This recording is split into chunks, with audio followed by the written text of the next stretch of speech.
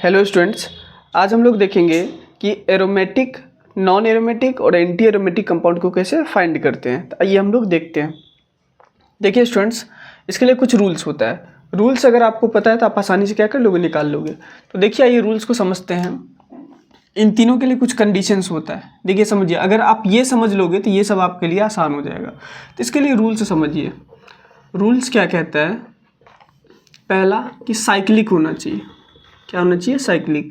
Cyclic का मतलब होता है कि रिंग होना चाहिए। ये आप लोग देख के पहचान लोगे।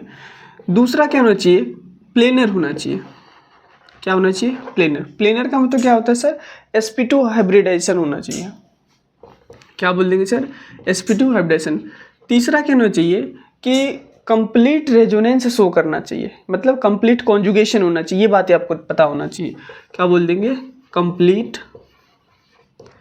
कॉन्जुगेशन होना चाहिए।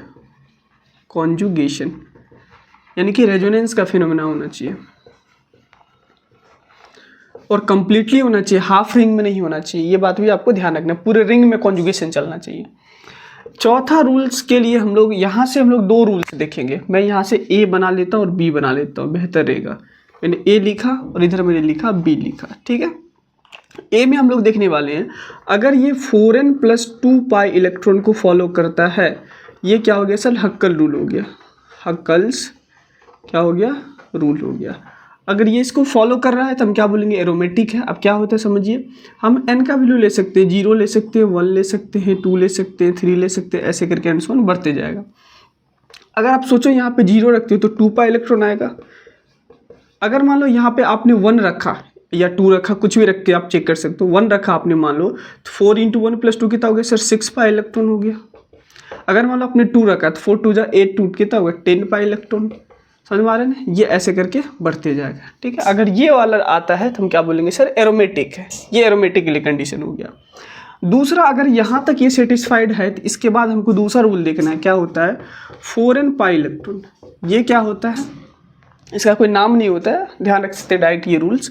ये रूल क्या होता है कि n का वैल्यू, अच्छा 0 रखने का कोई सेंस ही नहीं बनता है, तो 1 रखो, 2 रखो, 3 रखो, 4 रखो, एंड सो ऑन बढ़ते जाएगा। अगर आप 1 रखते हो तो क्या हो जाएगा? 4 इलेक्ट्रॉन हो गया। अगर मान लो 2 रखते हो तो 8 इलेक्ट्रॉन आ गया। अगर मान लो आपने 3 रखा तो क्या हो जाएगा सर? 12 इलेक्ट्रॉन हो जाएगा। ऐसे करके ये चलते जाएगा। आप ये भी कह सकते हो कि अगर मान लो कि कोई भी कंपाउंड साइक्लिक है, प्लेनर है, कंप्लीट कॉन्जुगेशन है और ये वाला इलेक्ट्रॉन आ रहा है, मतलब हक्कल रूल को सेटिस्फाई कर रहा है, तो एरोमेटिक होगा। अगर मान लो ये 3 रूल सेटिस्फाई कर रहा है और हक्कल रूल को सेटिस्फाई नहीं कर रहा है, तो ये आएगा, ठीक है। और इस वाले को याद रखने का सबसे बेहतरीन तरीका ये होता है, अगर 4 का टेबल चले, देख रहे हैं 4, 4 × 2 = 8, 12 ऐसे चलते जा रहा है, तो हम बोल देंगे एंटी एरोमेटिक है। तो ये किसके लिए हो गया? एंटी एरोमेटिक के लिए। ये ध्यान रख लेना, ठीक है। और ये वाला किसके लिए हो गया सर? एरोमेटिक के लिए। क्लियर है? तो ये आपको पता चल गया।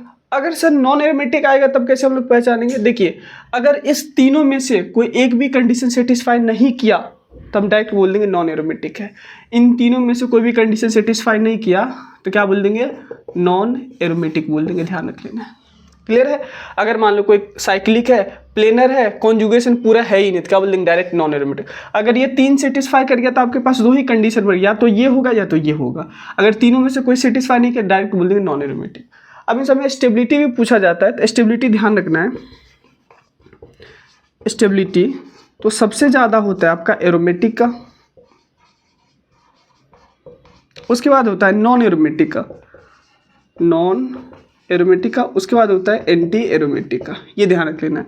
इसका एक ट्रिक होता है, ट्रिक भी आप ध्यान रख सकते हो। क्या होता है समझिए? ट्रिक होता है अन्ना, ANAAA, ठीक है, ANAA, ठीक है। ये होता है ट्रिक अन्ना, ये आपको ध्यान रख लेना। क्लियर है? अब हम लोग क्वेश्चंस देखेंगे, ज़्यादा अच्छे से क्लियर हो जाएगा। तो आइए हम लोग क्वेश्चंस देखते हैं। यहाँ पे एग्जाम्पल्स, जैसे मान लीजिए पहले मैंने ले लिया बेंजीन। आप सभी को पता है बेंजीन एक एरोमेटिक कंपाउंड होता है, ठीक है। आइए चेक करके बताते हैं। ये बेंजीन का केकुलर स्ट्रक्चर है। आपको पता है ये साइक्लिक है, हाँ सर है, दिख रहा है, साइक्लिक है, रिंग में है।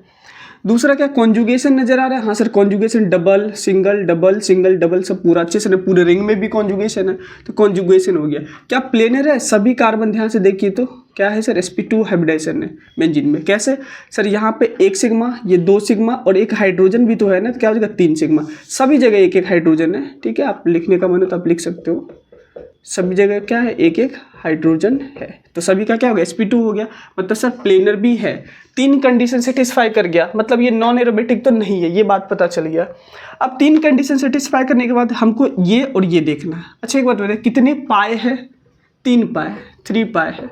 आपको पता है कि एक बॉन्ड में 2 इलेक्ट्रॉन होते हैं, तो 3 पाए है तो कितना इलेक्ट्रॉन हो गया बताइए, 6 पाई इलेक्ट्रॉन आ गया। अच्छा 6 पाई इलेक्ट्रॉन क्या 4 का टेबल चल रहा है, नहीं चल रहा है, तो राइट बोल देंगे क्या चाहिए, एरोमेटिक। 6 पाई इलेक्ट्रॉन यहाँ आ रहा है, क्या बोल देंगे, एरोमेटिक। अगर 4 का टेबल चल रहा है तो क्या एंटी एरोमेटिक। और एंटी एरोमेटिक उतना ज़्यादा स्टेबल नहीं होता, वो क्या होता है, हाईली अनस्टेबल होता है। आप ये भी ध्यान रख सकते हो, क्या होता है, हाईली अनस्टेबल होता है एंड हाईली रिएक्टिव भी होता है, एंड हाईली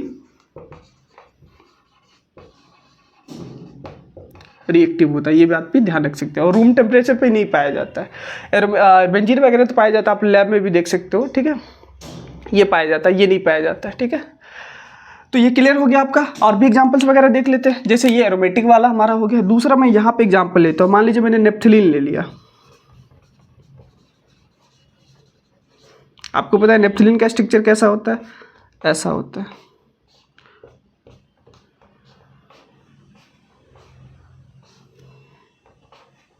ये क्या होगा, नेप्थलीन।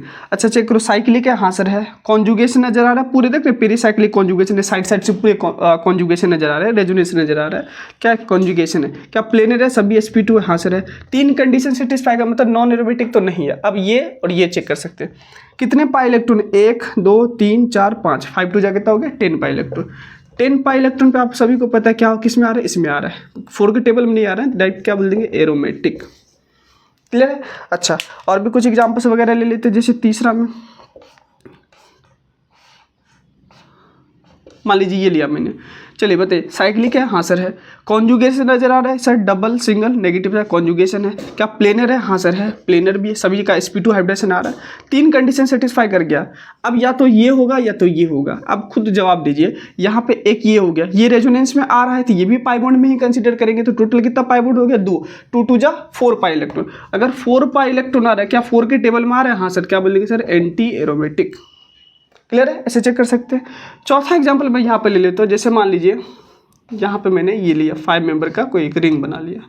ठीक है, यहाँ है, इसके अलावा यहाँ है। ठीक है, अच्छा बताइए क्या साइक्लिक नजर आ रहा है, हाँ सर। कॉन्जुगेशन आ रहा है, डबल सिंगल डबल, फिर से क्या सिंगल, फिर से सिंगल आ रहा है। कॉन्जुगेशन पूरे रिंग में नहीं है, मतलब ये वाला हाइब्रिडेशन क्या आ गया बताइए, sp3 आ गया। मैंने क्या बोला था सर, sp2 होना चाहिए, sp3 नहीं होना चाहिए।